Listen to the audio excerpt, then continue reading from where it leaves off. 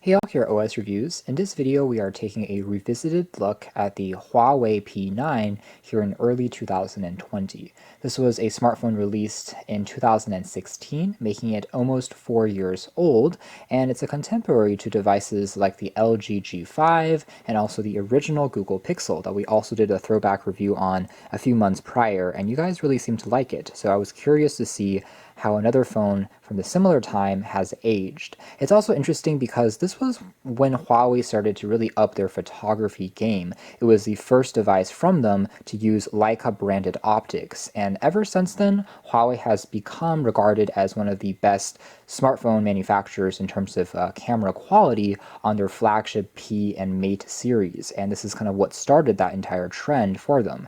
And to see how it's aged, and it's also a device I think that many folks have kind of forgotten about, and see how it stacks up against, for example, the first generation Google Pixel, which is also now can be found for around the same price, around $60 to $70. So we are talking about very affordable phones now, definitely in budget territory because of how fast the price of technology deteriorates. These partnerships between well-regarded camera companies and smartphone OEMs is interesting to reflect on, just because we've seen Zeiss cameras. They always typically come with Nokia phones in their flagships. Then there's Schneider, which also works closely with LG devices at times, in addition to kind of the BlackBerry Priv. And Leica seems to, for now at least, be more of an exclusive partnership between Huawei and themselves. Anyways, returning to the P9, I would say that it's actually aged pretty well from a hardware perspective. It's carved from a unibody aluminum slab, so it feels extremely solid in the hand.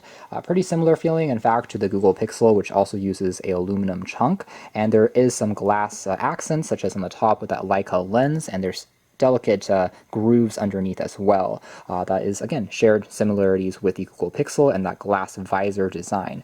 These are design elements which are probably borrowed from the popular Nexus 6P, which was also a collaboration between the aforementioned Google and Huawei. So they kind of retained that for their P9 and also for their P10, which is the next generation model that came afterwards. On the rear, we also have access to a fingerprint scanner, which is pretty fast. Speaking of the cameras, they're both 12 megapixels. However, there is a dual-tone LED flash, the typical laser autofocus, and there's one monochrome sensor, which is more sensitive to light, and there's one regular RGB sensor. But on the side here, there's a very textured power key that's super tactile and easy to press, a volume rocker. We have lots of shiny chamfers, making it pretty reflective across the light, but it doesn't attract too much fingerprints, which is good.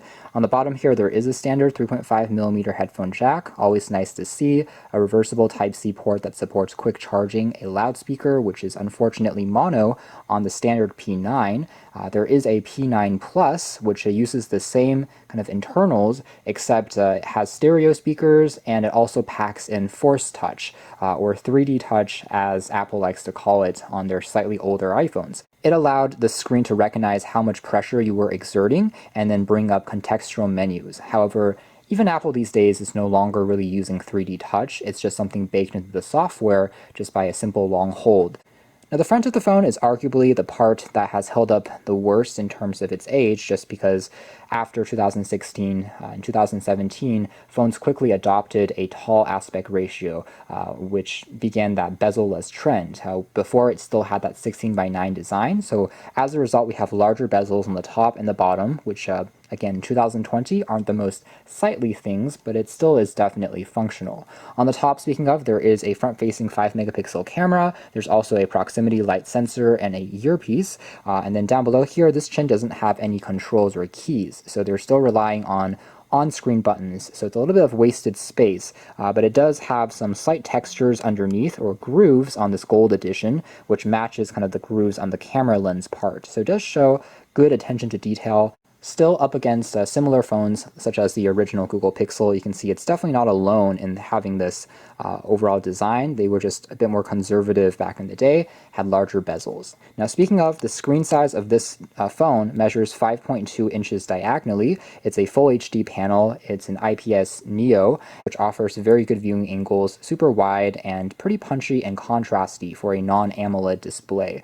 Overall, it's a very good quality screen, and it's a nice decision decision as well from Huawei to stick with Full HD to conserve on battery life, and at 5 inches or so, it still is good enough in terms of the sharpness really to get you by. Now underneath the hood, we do have a proprietary or in-house designed processor. It's the Kirin 955, and it's a contemporary with the Snapdragon 820/821. Single core scores were a little lower than the 820, but multi-core was higher, so it overall kind of balances itself out. As we've talked about with other Snapdragon 820 phones here in 2020, such as the OG Google Pixel, it still performs quite well. So for things like system navigation, you really won't have too many issues. When it was new, it flew and was pretty much the fastest experience you could get on an Android phone. Now it's starting to show, maybe some slight more moments of hesitation, but definitely not bad. It still held up quite well just for kind of regular tasks like YouTube, taking images, things like that. You're certainly not going to see any problems. It is running on Huawei's skin on top of Android that's called EMUI or Emotion UI. But anyways, in terms of the update situation, some versions of this phone are now running on Android 8.0 Oreo, but there are other models depending on your region which are upgradable up to Android 9.0 Pie. So it's not the latest Android 10, but it's not shabby at all for a phone that's creeping onto 4 years old. We are still getting a pretty up-to-date version of the system. Let's just dive in and start with the camera, since really that's the main curiosity, at least for me. The interface is very typical, so if you used any Huawei phone even of late, you can definitely be at home here. Nothing has really changed. We have the ability to go between things like a wide aperture mode, which is essentially their bokeh effect. You have to stand a little closer to the object, and then you can change how much you want the background to be blurred out. Works decently, but this is among the first generation of phones to pack a dual lens setup. The other contemporary that had a secondary camera was the LG G5, but that had a very different concept with a wide angle lens. Swiping over, we can capture HDR. You can also capture a night shot mode, 3D panorama where you can tilt and interact with the photo. So they're all not anything that we haven't seen before, especially on our review of the Mate 10 Pro that we did about a year ago. So this is something that we can still do over here. On the right, we can change the camera resolution, geotagging, and other settings we can tag along. And we can also access this little bar here to bring up additional things like a manual control mode. So we can control things like the ISO, the sensitivity, the white balance, the autofocus. We can make manual as well for more granular control. Overall, I'd say that the image quality of the P9 is still very good, especially if you have moderate lighting. Now in darkness, that's in one area that it hasn't held up quite as well. Yes, there is a night photo mode, but it's not really up to 2019-2020 standards anymore. Google has continuously released software updates even to the OG Pixels that have made the camera continuously improve even right now with more and more loaded features versus on the P9, where yes, Huawei released some software updates to the operating system, but to the camera they haven't really made too many additional adjustments. Essentially, again, if you're in bright environments and outdoors, it still captures great looking shots that I think can really rival any other top-of-the-line camera. But again, as the lights start to dim, that's where the performance also drops out a little bit. And again, lots of small little modes that you can tweak yourself if you want to get into it. Things like the aforementioned 3D panorama, the light painting, in addition to the monochrome mode, are all kind of specialties which we don't have on many of the other rivals, granting us impressive results overall. Although I'd say, to be completely honest, against the Google Pixel, I would still say the Pixel here in 2020 is the stronger camera that's a bit more consistent in terms of taking images really quickly compared to newer devices from Huawei that have the Leica collaboration and lens. Those newer devices do have slightly improved performance. So devices like the aforementioned Mate 10 Pro, so basically the next generation and above, is where I think things really started to kick off. So moving away from the camera, again, EMUI, just like before, has all these dynamic wallpapers that changes every time you wake up the screen, inspirational quotes, accessing the flashlight, the torch, accessing the QR code scanner, a calculator, a sound recorder, things like that can all be opened at a click. Back then, of course, Huawei didn't have any problems with the US government, so you do have access to YouTube, Google services, things like that, which is always nice on a slightly older device.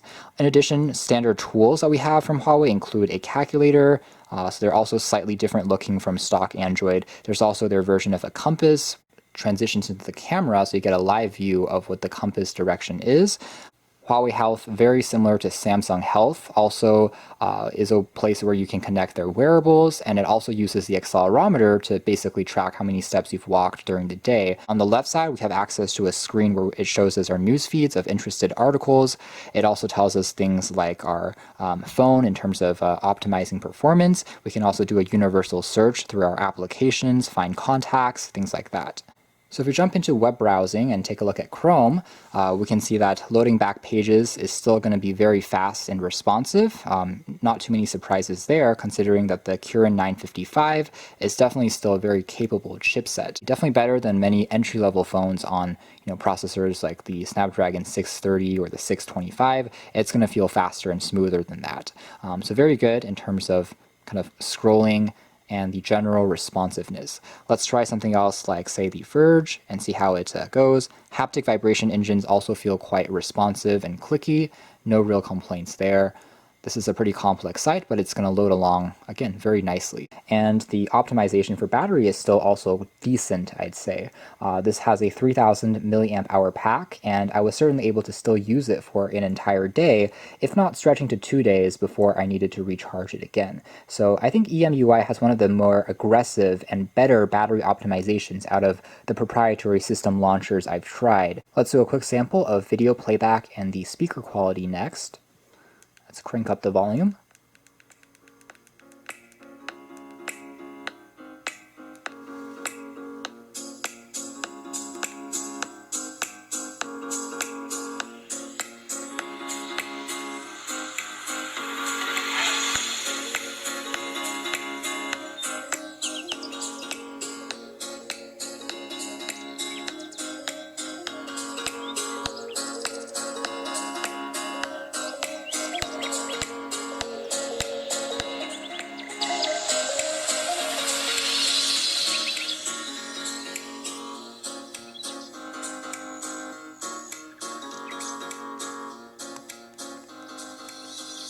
Alright, so just some reflections from that quick sample. Overall, the speaker quality, even though it's a mono speaker, is really good for a smartphone, definitely above average. It's quite rich and it doesn't distort even at higher volumes. So the takeaway is for video watching such as YouTube or Netflix, it still is a very enjoyable process. It really is a great quality panel on here with its vibrancy, its colors and contrast. And again, surprising good speakers as well. Since we do have Android 8.0 and above, we do have access to kind of the newer gestures as well. Things like a picture-in-picture mode to minimize a video as we multitask is also available, so that's always nice to see. And things like access to the Google Assistant can also be found here. Things like multitasking can also be found. If I can tap on the tab here, I can split screen, for instance, over here, and that will allow me to kind of change between two different apps at once and get some productivity done, maybe watching a video while answering an email, and that still keeps things running actually pretty smoothly on this device. As far as gaming is concerned, we are going to try loading up Asphalt 9, a pretty graphically intensive game that will be quite taxing, especially on lower end phones to run. Performance as far as the fluidity that we're seeing here is still actually quite good. We're not noticing any too significant drop frames, moments of occasional hesitation, but still is more than enjoyable, and definitely still a pretty good gaming experience, especially for the sub $100 that you'll be paying for it now.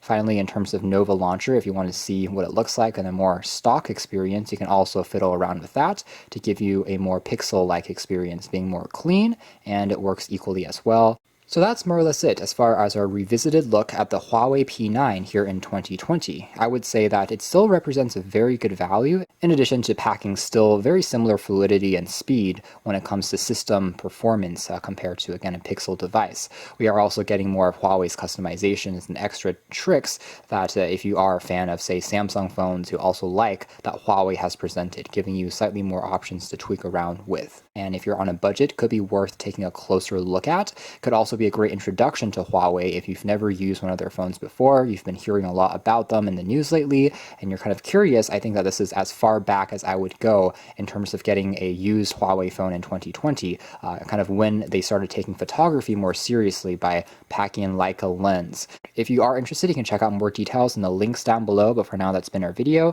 Thanks for watching here at OS Reviews. That's been our look back at the Huawei P9 here in early 2020.